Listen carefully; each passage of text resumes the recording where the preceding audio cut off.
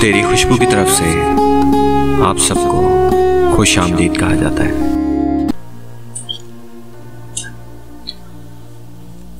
मोहब्बत को गले का हार बनाने वाले समझते हैं कि दूसरा फरीक भी यही करेगा, जबकि लम्हों में मोहब्बत बदलने वाले जफा गजीदा होते हैं। इनमें वफा कम, बहुत ही कम होती है, मगर क्या कीजिए, महबूब को इन्हीं जफा पेशियों के पास आकर करार मिलता है, सुकून मिलता है।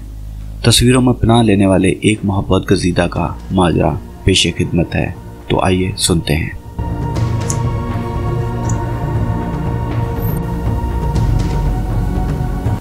ऐना के जाने के बाद पारस कई रोज दफ्तर नहीं गया। उसने फ़ोन करके बता दिया कि उसे फ्लू हुआ है। ऐना का ख्याल उसका पीछा नहीं छोड़ रहा था। ऐना के ख्याल से पीछे छुड़ाने के लिए वो दिन भर बिस्तर पर सोता रहता। इसके बावजूद वो उसके ख्वाबों में चली आती। वो इसके साथ कह कहे लगाता, इसके कंधों पर नकली फर का कोट खींचता।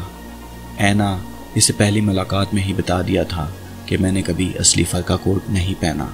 ये कितना बड़ा जुल्म है, और इससे बढ़कर वो खुद भी कितनी जालिम थी, जो बड़ी आसानी से साइमन के साथ चली गई।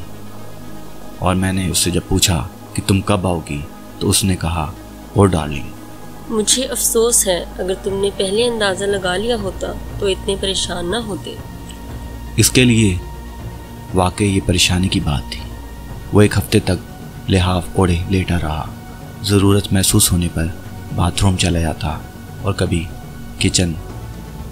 इसी तरह वो अपना गुजारा करता रहा। दरवाजे पर डाक जमा होती रही। इनके यहाँ दूध वाला और अखबार वाला नहीं आता था। दूध वो सुपरमार्केट से कार्टन ले आता था। खबरों के लिए वो टीवी और इंटरनेट का सहारा ले लेता था। एक हफ्ते बाद जब वो बिस्तर से उठा, उसने आईने में खुद का जायज़ा लिया। उसका चेहरा मुरझाया हुआ था। उसका वज़न भी काफ़ी कम हो चुका था। पुराने लिहाफ की बू उसे बहुत नागवार गुजर रही थी, लिहाजा उसने उसे डस्टबिन में फेंक दिया और ऑनलाइन नए लिहाफ का ऑर्डर दे दिया। इसने एक हफ्ते के दौरान जमा होने वाली डाक देखी। इसमें कोई चीज़ काम की ना थी, अलबत्ता उसने बिलों की अदायगी कर दी। इसमें ऐना का कोई ख़त नहीं था, जबकि पारस का ख्याल था कि कम से कम वो एक ख़त ज़रूर लिखेगी। एक हफ्ते बाद जब वो दफ्तर गया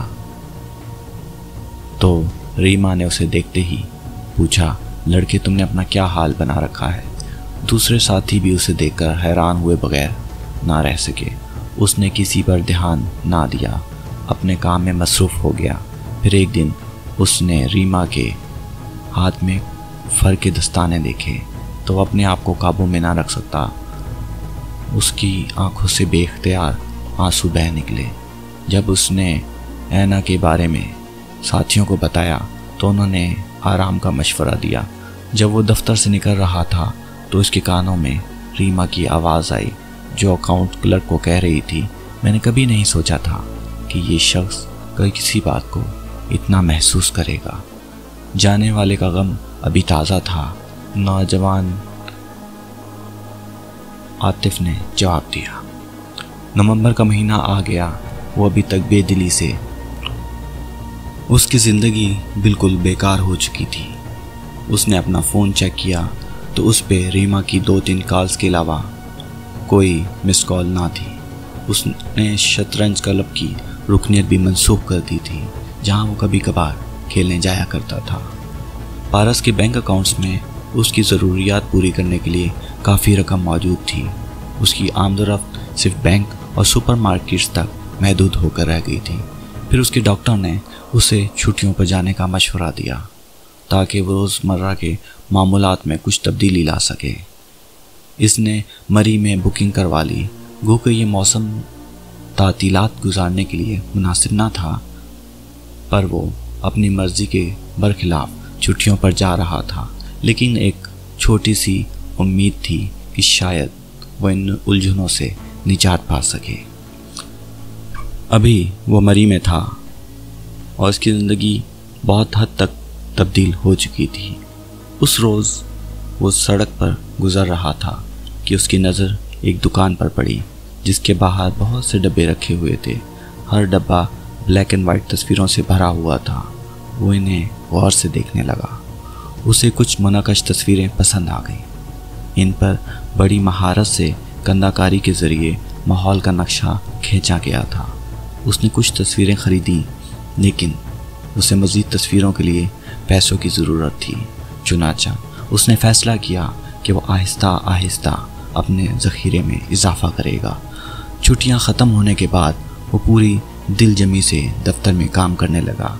अब उसे पहले से ज़्यादा पैसों की ज़रूरत थी।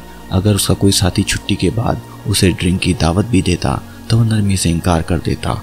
उसकी शाम अपनी कीमती मुनक़्क़िश तस्वीरों के साथ गुजरती। गो के ऐना ने कभी उसे फ़ोन नहीं किया था, लेकिन फिर भी वो अपने आप से कहता रहता कि उसने ऐना को कभी बुलाया नहीं है। पारस का ज़ौक़ अब मुकम्मल तौर पर तब्दील हो चुका था। वो अपने ज़ख़ीरे में ज़्यादा से ज़्यादा इजाफ़ा के लिए कोशां था। उसे जहाँ भी कोई अच्छी कुंदा तस्वीरें मिलती वो उन्हें ख़रीद लेता।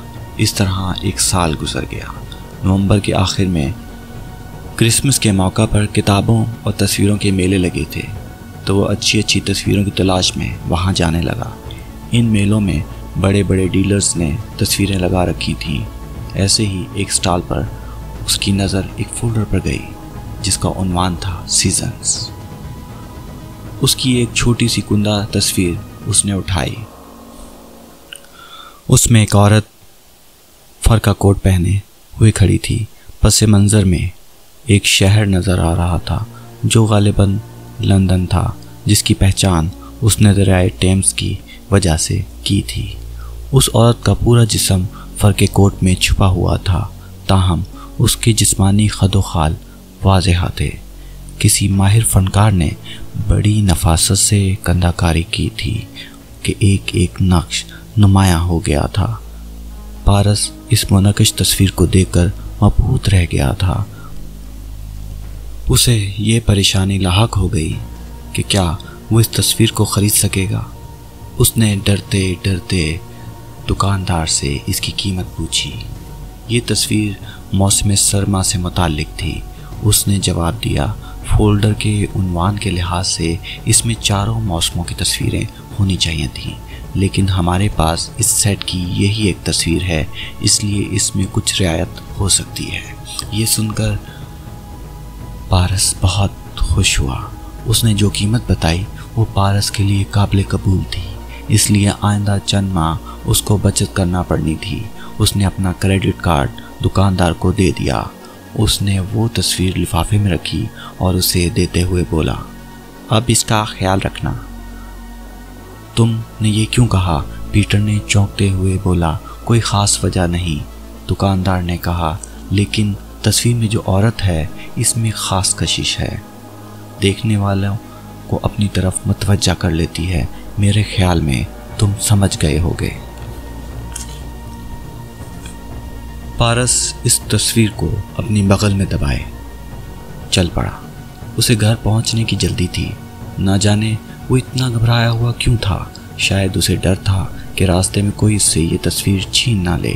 घर पहुंचकर काफ़ी देर तक वो इस तस्वीर को देखता रहा। हैरत के आलम में वो देखता ही रहा।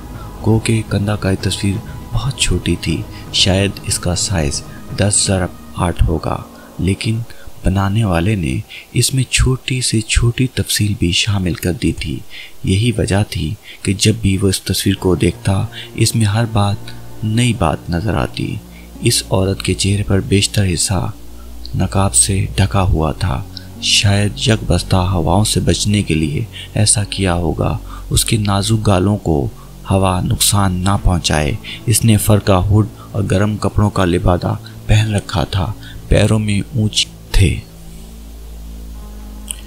वो औरत बड़े एतमाद से खड़ी उसे देख रही थी। पारस अपने आप को उसे छूने से ना रोक सका। हर बार वो आंखें बंद करके फर की गरमाइश को, नरमी को महसूस करता। इसकी उंगलियां कागज़ के कैनवस पर हरकत कर रही थी। उसे मायूसी का एहसास हो रहा था। इस नए मशगले से उसकी समाजी ज़िंदगी में भी तब्दीली आई थी। एक दिन वो किताबों की दुकान के बाहर रखे हुए डब्बों में अपने मतलब की तस्वीरें देख रहा था कि अचानक ही बारिश शुरू हो गई। दुकान का मालिक दौड़ता हुआ बाहर आया ताकि डब्बों को अंदर ले जा सके। पारस ने उस काम में उसकी मदद की और तमाम डब्बे महफूज जगह रखवा दिए। इसके बाद वो दुकान का दरवाज़ा खोलकर बाहर जाने लगा, लेकिन दुकान के मालिक ने उसे रोक लिया और बोला, इतनी बारिश में तुम कहाँ जाओगे? बारिश रुकने का इंतज़ार कर लो, तब तक हम चाय पीते हैं। चाय के बाद दोनों बातों का दौर चला। पारस को अपने नए दोस्त ग्राहम के बारे में 3 बातें मालूम हुई। पहली ये कि कंधाकारी तस्वीरों के बारे में उसे बहुत मालूमात थी। दूसरा, उसे शतरंज खेलना पसंद था। तीसरा, वो पारस के घर के बहुत करीब रहता था।